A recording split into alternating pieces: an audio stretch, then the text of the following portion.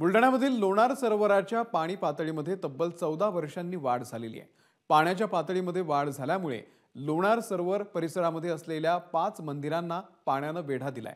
आधीच या मंदिराची अवस्था जीर्ण झालेली आहे। दरम्यान पुरातत्व विभाग याकडे दुर्लक्ष करत असल्याचं लोणार सरोवर अभ्यासकांचं म्हणणं आहे।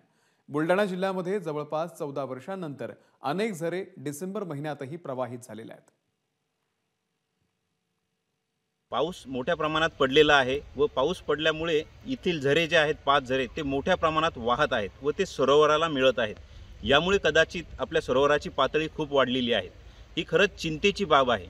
ही पातळी वाढणे म्हणजे यामधले 5 जे मंदिर आहेत पुरातन मंदिर त्याची स्थिती ही धोक्यात आलेली आहे। ते मंदिरही पाण्यात बुडालेले आहेत।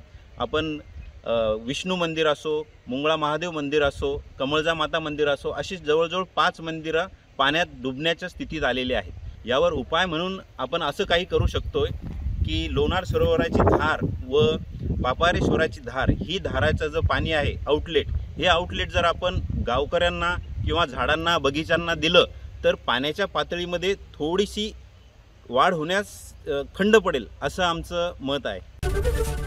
एबीपी माझा, उघडा डोळे बघा नीट।